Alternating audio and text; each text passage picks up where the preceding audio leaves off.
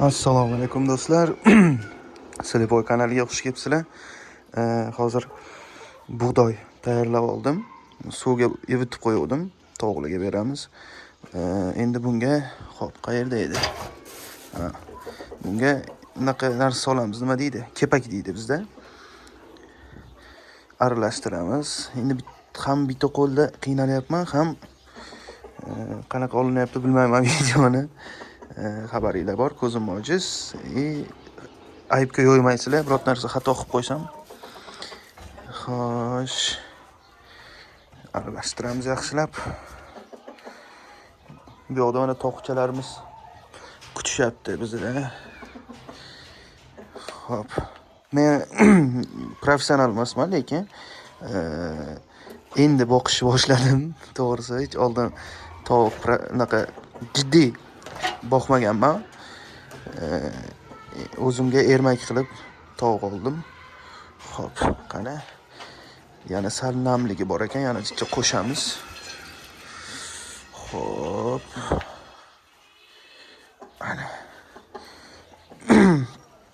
Videoga like bosib, obuna bo'lib qo'yinglar, podдержка qilib turinglar.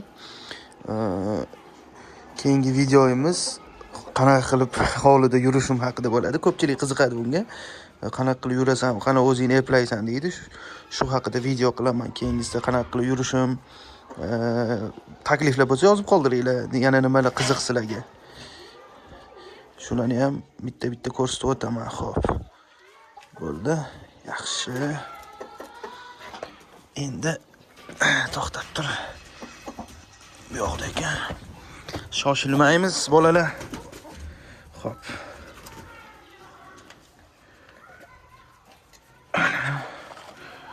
Xo'p, ana.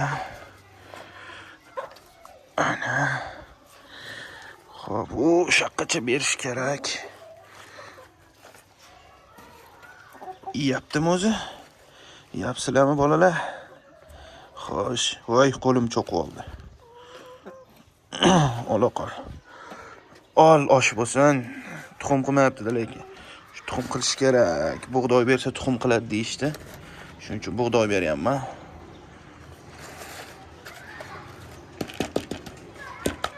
Xo'p. Ana, bo'ldi. Qo'l dabdala bo'ldi. Yeyapsanlarmi? Ye qol. Xo'p, bu bizning tovuqxonamiz. Qanaqa ko'rinyapti bilmadim. Bu yoqda dondunlarimiz qo'l dabdala bo'ldi. Xo'p, endi qo'lni yuvishim kerak. Mana hassa qanaqa qilib yurishim kelsak, mana hassa bilan bemalol yursak bo'ladi. Xo'p.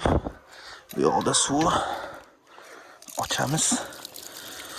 Xo'sh, qo'l yuvamiz. Tovuq boqayotganlar, endi boqayotganlar bo'lsa, tovuq shamollab qolar ekan. Ikkitasi o'lib qoldi shamollab. Men bilmagan ekanman, suvni kechqurun to'kib tashlash kerak ekan. Suvni to'kib tashlash kerak ekan, keyin iliqroq suv berish kerak ekan. Men buni bilmovdim. Qani? O'zi ilib qolibdi oftobda. Iliqroq suv berish kerak ekan, kechqurun to'kib tashlash kerak ekan suvni.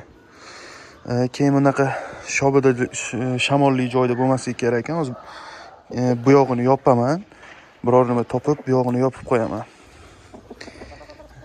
Videoga like bosib, obuna bo'lib qo'yinglar, fikringizni yozib qoldiringlar.